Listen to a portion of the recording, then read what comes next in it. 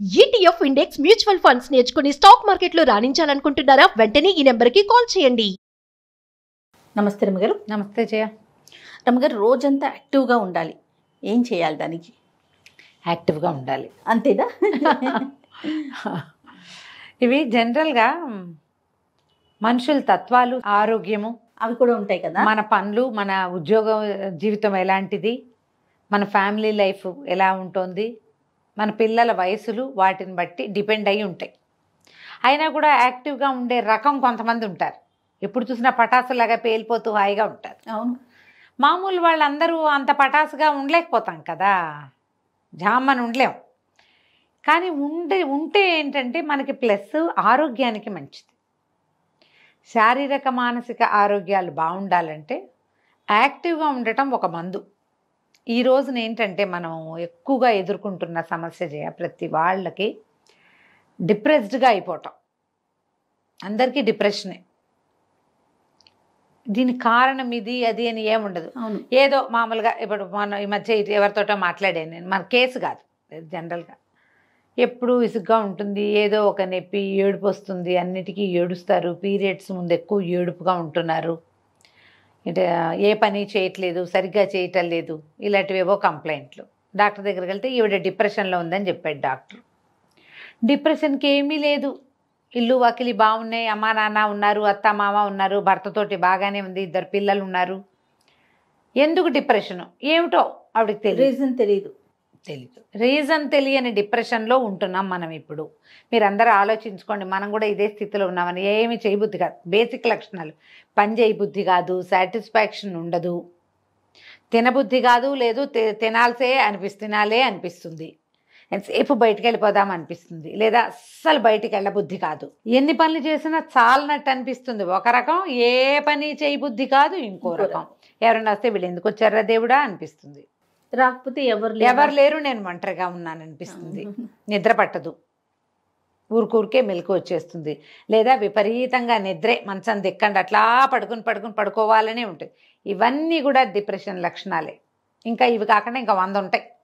ఊరికే కోపం రావటం, ఊరికే ఏడుపు రావటం, నైరాస్యం, ఏ పని చేత పట్టకపోవటం, ఎండ్ రిజల్ట్ దాకా పని చేయలేకపోవటం, ఇవన్నీ కూడా అందరూ ప్రతి వాళ్ళు ఇందులోకి వెళ్తారు జయ. ఇది ఒక సహజమైనది. జ్వరం వచ్చాక ఒక నిస్త్రాన్ని వస్తుంది చూడు, అవును, అలాగా ఇవి పెద్ద పెద్ద పనుల తర్వాత రావచ్చు.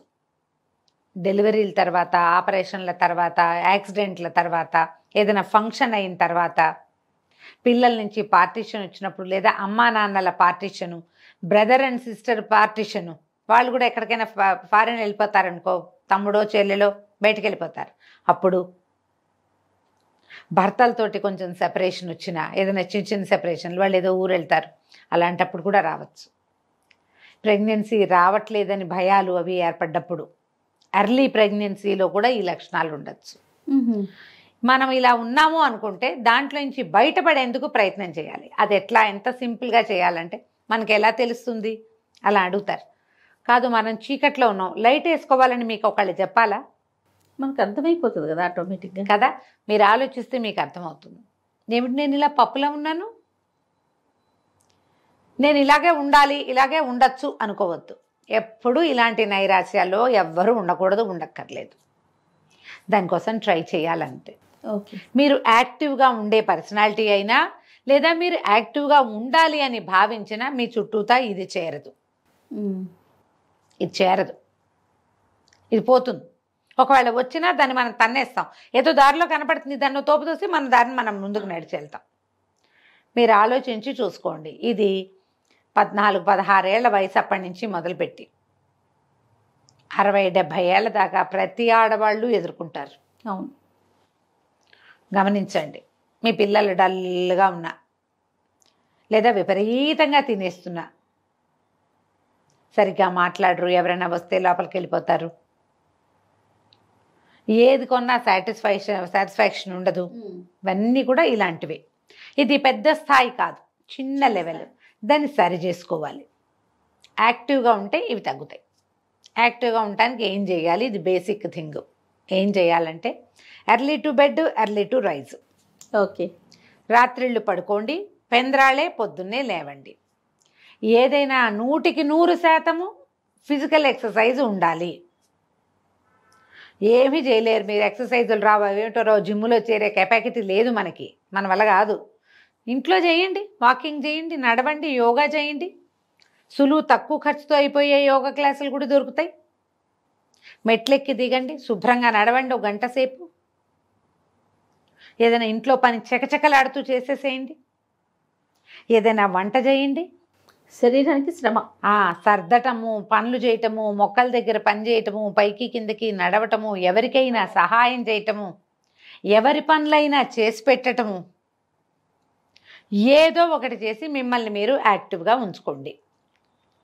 దీంట్లో డ్యాన్సులు, సంగీతాలు, ఏదైనా ఇన్స్ట్రుమెంట్లు నేర్చుకోవటాలు, ఏదైనా సరే క్రియేటివ్ పని ఏదైనా, ఓకే, ఏదైనా తయారు చేయటం, అవన్నీ కూడా మిమ్మల్ని యాక్టివ్గా ఉంచుతాయి. ఈ ఇళ్లల్లో ఉంటారు, పనులు కూర్చుని పని చేసే కొన్ని ఉంటాయి కదా, కూర్చుని పని చేసే వాళ్ళకు కూడా యాక్టివిటీ అవసరమే. కొన్నాళ్ళకి ఏమవుతుంది, నడుం చుట్టూతా ఫ్యాట్ చేరిపోతుంది, లావుగా అవుతారు, ఒక కదలిక లేని ఒక మనస్తత్వం ఏర్పడుతుంది. దాంట్లోంచి బయటకు వచ్చేయండి.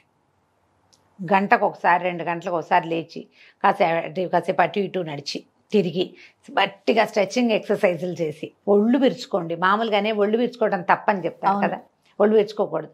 ఒళ్ళు విరుచుకోకూడదు అంటే నీకు ఎవరైనా 4 ఉన్నప్పుడు నువ్వు చేతులు పైకెత్తి ఒళ్ళు విరుచుకొని చేయకూడదు, తప్పది, అది తప్పు. నువ్వు ఒకదానివే ఉన్నప్పుడు ఒళ్ళు విరుచుకోవు, ఒళ్ళు విరుచుకుంటాం కదా, చేయండి ఆ పని. చిన్నగా ఏమంటారు, వాన వల్లప తిరగటం, గిరగిరా తిరగటం, మన చుట్టూతా మనం 3-4 సిటప్స్ చేయటం. ఇది ఒకసారి ప్రాక్టీస్ చేయండి, మీకు తెలుస్తుంది.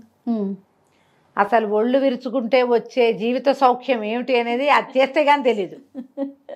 నిజం చేయ. స్ట్రెచ్చింగ్ ఎక్సర్సైజ్ ఎంత బ్లడ్ ఫ్లో పెంచుతుందో తెలుసా శరీరంలో.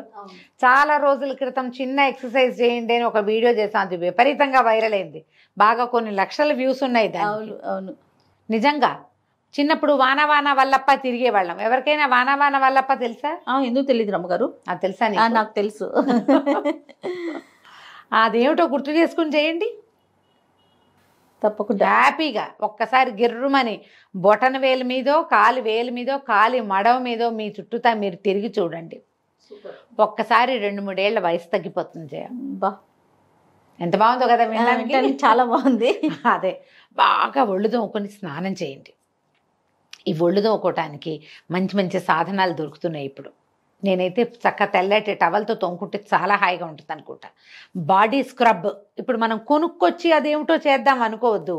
ఇంట్లో పాత తువ్వాలు ఏదైనా టర్కీ టవల్ ఇంత ముక్కుంటే చాలు, దాన్ని శుభ్రంగా నీళ్ళలో పడేస్తే 5 నిమిషాలు నానిపోతుంది, దాన్ని పిండేసి దాంతో బాగా తోమండి. ఒళ్ళు తోముకుని స్నానం చేసి అబ్బక్కర్లా. మొహము, మెడ, చెవులు ట్యాన్ ఎలా పోతుందో చేయాలి. దాంతో నెక్ ట్యాన్ ఉంటుంది మెడ దగ్గర, ఒక రకంగా మనకి భుజాల రంగు ఈ రంగు అంత మందంగా ఉండకూడదు, అది బరగ్గా ఉండద్దు, కొంచెమే బరగ్గా ఉండాలి, కొద్దిపాటి బరక. మీరు ఒళ్ళు కూడా పరపరలాడించకూడదు, తోమాలంతే, బలం పెట్టాలి. అప్పుడప్పుడు ఒళ్ళు నలుగు పెట్టుకోండి, మీకు యాక్టివిటీ పెరుగుతుంది, యాక్టివ్గా అవుతాం మనం. చెయ్యండి సరిగ్గా, శుభ్రంగా మంచినీళ్ళు తాగటం, ఏదైనా ఎనర్జీ డ్రింక్స్ తాగటం. ఎనర్జీ డ్రింక్ అంటే మళ్ళీ అదేదో కొనుక్కు రావద్దు, ఈజీ సింపుల్ మెథడ్ చెప్తాను చూడు. కొంచెం చల్లటి నీళ్ళు, కుండలో నీళ్ళు, నిమ్మరసం పిండండి, ఓ చిటికెడు ఉప్పు వేయండి, ఓ 2 స్పూన్లు పంచదార వేయండి, తాగేసేయండి అంతే హాయిగా. వేడి నీళ్ళల్లో కాస్త కరివేపాకు వేయండి, నీళ్ళల్లో కాస్త కరివేపాకు కానీ పుదీనా కానీ వేస్తే 1 నిమిషం పొయ్యి మీద ఉంచితే చాలా లైట్ గ్రీన్ కలర్ వస్తుంది, తాగేయండి. అవి మిమ్మల్ని ఎనర్జెటిక్గా ఉంచుతాయి. తప్పకుండా. ఈ మామూలు నీళ్ళలోనే ఓ కీర ముక్క, ఓ క్యారెట్ ముక్క, ఓ బీట్రూట్ ముక్క అట్లాంటివి పడేసుకుని, కీర నాకైతే నచ్చదు, బీట్రూట్ కానీ ఏమైనా వేసుకుంటే హాయిగా ఉంటుంది, చాలా హాయిగా ఉంటుంది. అలాంటివి ఏమైనా తాగండి. మీకోసం మీరు ఏం చేయగలరో ఆలోచించండి. మామూలుగా మన కోసం మనం ఏం చేస్తాం మనకు కొన్ని తిండి ఇష్టం, ఏవో తింటాం కదా, ఏవో తింటాం, ఏవో తాగుతాం, అందరం చేస్తాం కదా. అట్లా ఇది ఈ అందరం చేసే సహజమైన దాన్ని స్పెషల్గా చేసుకోండి మీకోసం. రమ్మగారు మీరు తిండని కానీ నాకు పునుగులు గుర్తొచ్చింది. నీకేమో బెజవాడ పునుగులు ఇష్టం అది కదా. మీకు జిలేబీ, నా పునుగులు రెండు గుర్తొచ్చినాయి నాకు.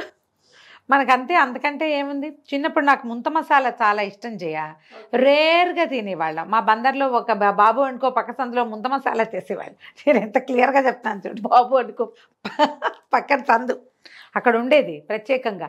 ఎప్పుడో తినేవాళ్ళం, ఎందుకంటే మా ఇళ్లలో ఉల్లిపాయలు అవి ఏమి ఉండేవి కదా, మా తిండిలో లేదు. రేర్గా అదితో టిగ్లింగ్గా ఉండి ఒక సరదా వస్తుంది అనమాట. సుగంధి చోడా బందర్లో ప్రత్యేకాలు ఇవి. తర్వాత తాతారావు గారి మిఠాయి కొట్ల నుంచి బందర్ హల్వా ఒకటి, బందర్ హల్వా. హల్వా ఇప్పటికీ ఫ్యాన్సీయే. నాకు తొక్కుడు లడ్ల మీద ఫ్యాన్సీ ఉండదు, పెద్ద నచ్చదు, శనగపిండి కదా. బందర్ హల్వా ఒకటి ఎక్సలెంట్గా. అప్పట్లో భాస్కర్ విలాస్ అని మా అన్నయ్య ఫ్రెండ్ వాళ్ళ ఇది ఉండేది. భాస్కర్ విలాస్ రాము ఆయన ఫ్రెండ్, మా అన్నయ్య ఫ్రెండ్ అనమాట. అక్కడ ఒక ఇది చేసేవాళ్ళు, ఏమంటారు మన ఫ్రూట్ సలాడ్ తినడానికి ప్రత్యేకంగా వెళ్ళేవాళ్ళం. ఇళ్లలో ఫ్రూట్ సలాడ్ చేసుకోవచ్చు అని తెలియని కాలం అది. అక్కడికి వెళ్ళి తినేవాళ్ళు. అక్కడ ఐస్ క్రీమ్ కూడా ఉండేది. ఎప్పుడో 3 నెలలకి 4 నెలలకి పోయి అక్కడ ఐస్ క్రీమ్ తింటే హబ్బో 3-4 రోజులకు సరిపడా ఎనర్జీ వచ్చేది.